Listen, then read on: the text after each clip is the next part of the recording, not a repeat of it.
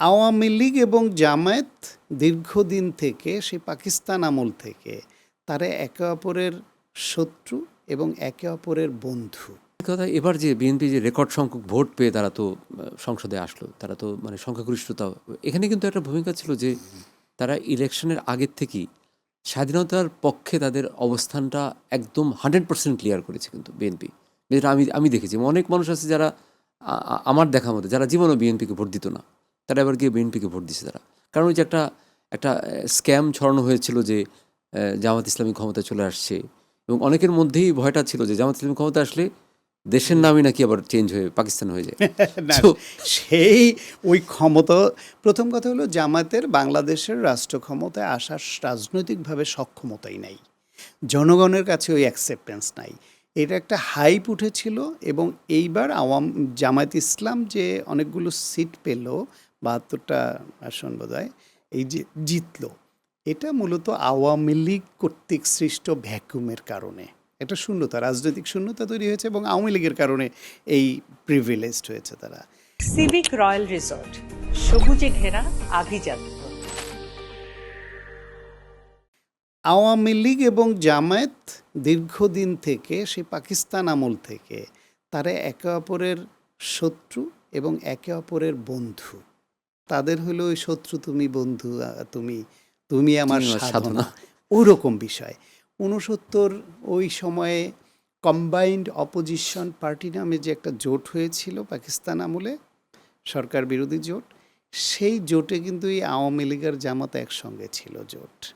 আবার ১৯৮৬ সালে যখন এরশাদের অধীনে ওই নির্বাচনে যাবে না বলে বিএনপি, আওয়ামী লীগ ৭ দল ৫ দল সবাই ঐক্যবদ্ধ ছিল, ফাইনালি যখন আওয়ামী লীগ গেল, শেখ হাসিনা ওই যে লালদিঘির ময়দানে ঘোষণা দিল যে এই এরশাদের অধীনে যে নির্বাচনে যাবে সে জাতীয় বেঈমান বলে বিবেচিত হবে, তার ২ দিন পরেই গেল। সেই নির্বাচনে কিন্তু স্বাধীন বাংলাদেশে প্রথমবারের মতো জাতীয় সংসদ নির্বাচনে অংশগ্রহণ করে জামায়াত। তখনও কিন্তু এরশাদের সহযোগী হয়েছিল এই জামায়াত ইসলাম আর আওয়ামী লীগই। ১৯৯৫-৯৬ সালে আবার যখন বিএনপির বিরুদ্ধে আন্দোলন করে বিএনপিকে তত্ত্বাবধায়ক সরকার আদায় করে এবং আওয়ামী লীগ ক্ষমতায় আসে ২১ বছর পরে, ওইটাও কিন্তু জামায়াত আওয়ামী লীগের একসঙ্গে আন্দোলনের ফসল ছিল এবং তত্ত্বাবধায়ক সরকার কনসেপ্টও জামাতের তরফ থেকেই প্রথম এসেছিল। সুতরাং এই রকম বন্ধু আছে। আবার আওয়ামী লীগ আবার এই জামাতের নেতাদের এই শাহবাগ মঞ্চ এবং তাদের ফাঁসি হওয়া, দল নিষিদ্ধ করা, এগুলো আবার আওয়ামী লীগই করেছে। আবার এইবার বাংলাদেশে যদি আওয়ামী লীগ এই অনাচারটা না করতো, গুম খুন না করতো, গণতন্ত্রকে এইভাবে নির্বাসনে না দিত, ভোটের অধিকার হরণ না করতো, সর্বশেষ গণহত্যা না করতো, একটা সুষ্ঠু নির্বাচনের পরিবেশ তৈরি করে যদি তত্ত্বাবধায়ক সরকারের অধীনে গ্রহণযোগ্য একটা নির্বাচন দিত, তাহলে বাংলাদেশে পলিটিক্যাল কম্পিটিশনে ঘুরে ফিরে আওয়ামী লীগ বিএনপি থাকতো, জামায়াত 3rd 4th 5th পজিশনের দলই ছিল। এইবারও তাই হতো যদি একটা সুষ্ঠু নির্বাচনের পরিবেশটা বজায় রাখতো আওয়ামী লীগ এবং একটা গ্রহণযোগ্য নির্বাচন হতো আওয়ামী লীগ দেশে রাজনীতি করা অবস্থায়, জামাত ওই পর্যায়ে। সুতরাং আওয়ামী লীগ এমন অনাচার করলো এবং পালিয়ে যেতে বাধ্য হলো গণহত্যা চালিয়ে। এই যে ভ্যাকুম, এই ভ্যাকুম তৈরি হওয়াতে অবধারিতভাবে সেকেন্ড রাজনৈতিক শক্তি হিসেবে জামায়াত উঠে আসছে। ফলে জামায়াত এবং আওয়ামী লীগ জেনে হোক না জেনে হোক, ইচ্ছায় হোক অনিচ্ছায় হোক, বিভিন্ন সময় একে অপরের ক্ষতিও করেছে, আবার সবচেয়ে উপকারও করেছে। সেই জন্যই বললাম এরা একে অপরের কাছে বন্ধু তুমি, শত্রু তুমি, তুমি আমার সাধনা, একে অপরের সাধনা।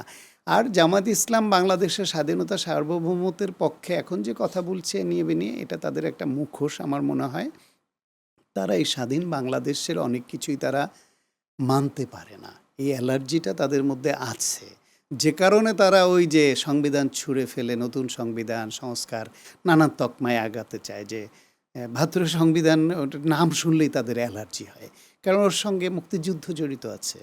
আর বিএনপির বিষয় যেটা, বিএনপি আপনি বলছিলেন যে এইবার মুক্তিযুদ্ধের পক্ষে নিজের শক্তি হিসেবে নিজেদেরকে এস্টাবলিশ করায় অনেকে ভোট দিয়েছে। বিএনপি সবসময় মুক্তিযুদ্ধের পক্ষের শক্তি, কিন্তু আওয়ামী লীগ যেরকম মুক্তিযুদ্ধকে কুক্ষিগত করে নিয়েছিল, বিএনপি সেটা করেনি বা পারেনি। জিয়াউর রহমানের সময়ে বাংলাদেশের যে মুক্তিযুদ্ধের দলিল সংরক্ষণ যে প্রকল্প ছিল, সেটা আপনি দেখেন তো কতটা নির্মোহ এবং নিরপেক্ষ মুক্তিযুদ্ধের দলিল সংগ্রহণ প্রকল্প ছিল। সেখানে সবকিছুই একদম করেছে। স্পষ্ট করে বলা আছে কিন্তু হ্যাঁ, তারপরে দেখেন হাসান আপনি, আজিজুল হক সম্ভবত এটা তারপরে ই দেখেন করেছিলেন। জাতীয় স্মৃতিসৌধ, ওইটা নকশা প্রণয়ন, অর্থ বরাদ্দ, মেজরিটি অংশ কাজ সম্পন্ন কে করেছে? জিয়াউর রহমান করেছেন। তারপরে আসলো বিভিন্ন সরকার, আসলো গেল, অনেক কিছু হলো। এই শেখ হাসিনাও তো 1996 সালে ক্ষমতায় আসলো, 2001 পর্যন্ত থাকলো।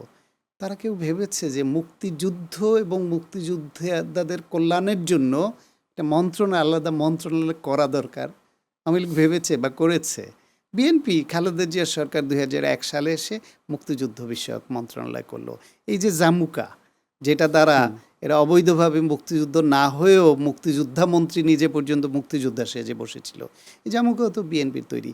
ফলে মুক্তিযুদ্ধের পক্ষের যে ডেভেলপমেন্টগুলো স্বাধীন বাংলাদেশে যা হয়েছে, তার মধ্যে বড় বড় ইভেন্টগুলো তো সব করা বিএনপির, এবং বিএনপির প্রতিষ্ঠাতা শহীদ প্রেসিডেন্ট জিয়াউর রহমান।